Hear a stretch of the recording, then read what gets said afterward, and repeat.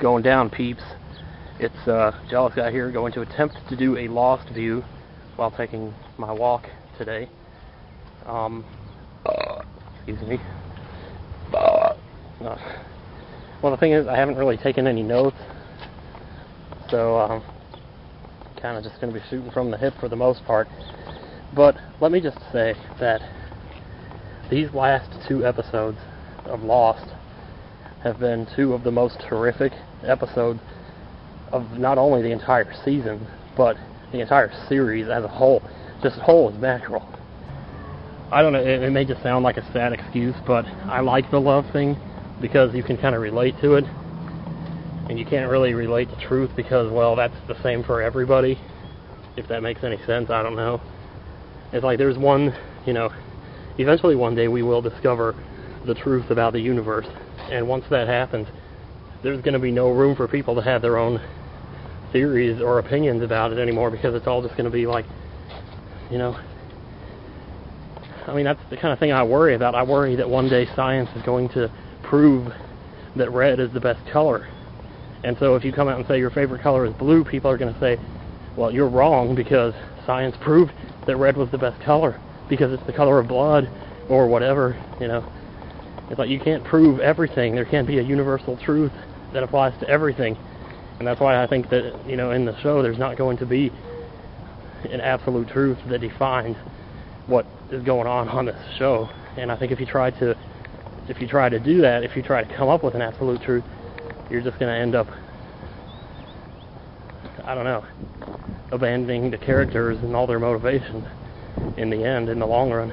I don't know. Oh my god, that preview for next week with the Willy Wonka song playing, that was just creepy as all hell, let me tell you. I don't know what they were getting at with that, but let me tell you, that was some messed up crap.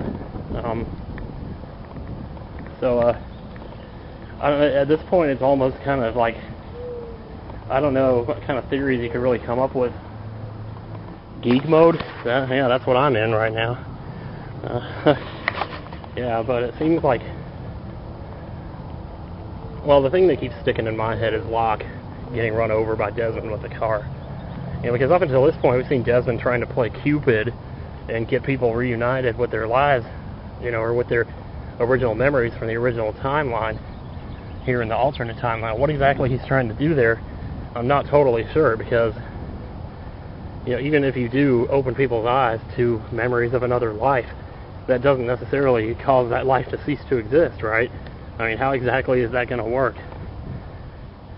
And I'm still pretty well clueless as to what they're doing with that, like how that's going to work, because I have a lot of theories about memory myself, and I guess the scientific answer is that memory is written in your brain, so when you die, the memories die with it, like music on a CD. If you don't have something to play the CD with, then there's no music, there's just a CD with the music on it. And that's kind of how memories are, they're in the brain. But unless you have something or someone to interpret what's been written there, I don't know. And considering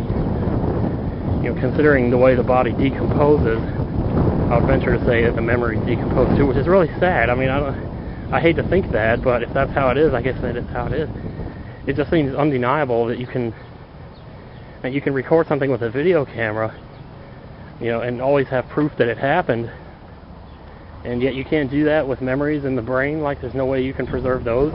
Like, I would just hate to think that, but if that's how it is, I can accept it. I mean, at a certain point, you have to abandon what you want to believe and just go with what's true. But again, it goes back to that whole truth thing. If there was an absolute truth, then you might as well just not even have an opinion. But, well, I'm getting on a rant. Kind of going off the subject here, but switch hands. But yeah, what exactly are we trying to do here with the, he's bringing, okay, so basically you got 2 different timelines going on here. You got the island timeline, and the people there remember that timeline, and only that timeline, just what they've been through up to that point. But the people in the alternate universe, which is, I know they said that's not what it is, but that's what I'm going to call it. That's what everybody's calling it, because that's what it seems to be.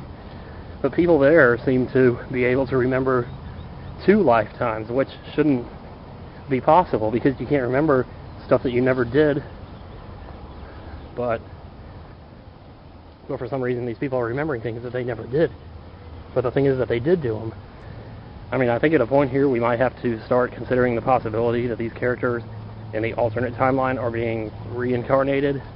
Some people theorize that you have to live your life over and over again until you get, until you perfect your spirit or whatever. This alternate timeline might be like the last iteration of these people's lives before they've reached perfection, so to speak. And so, but the thing, it goes back to the whole Desmond thing now. Desmond seems to be like the bringer of justice, or he's trying to set things straight, and he seems to be the only one with the power to do that, either because the rules don't apply to him or whatever. I don't see what the rules really has to do with that, though, because we haven't really seen MIB doing any of that, or Jacob. Well, Jacob, yeah, he's going into the character's past. With Jacob visiting people in their childhood, that's all been like retroactive, like that's been happening the whole time. He hasn't really changed anything, but what he's doing now in the alternate timeline, that is changing things from what we knew before. But then again, I guess the existence of the timeline to begin with changing things from what we know before. But Desmond hitting Locke with the car, man, I cannot believe he did that. Like, I thought for sure he just wanted to talk to Locke. But, and someone actually on Jay and Jack's podcast kind of stole my theory about this, but I think that when Desmond hit Locke with the car, it wasn't so much because he was trying to kill Man in Black as it is he was trying to get him in touch with Jack. But he hit him pretty hard with that car. It looked to me like he was trying to kill him. I mean, he didn't need to hit him that hard. Yeah, but I've always said from the beginning that I was hoping Jack and Locke would get together in this alternate timeline so Jack could fix him. And maybe this is Desmond's way of getting them together, because he knows that's the only way it's going to happen. That Locke and Jack are essentially, like just another couple.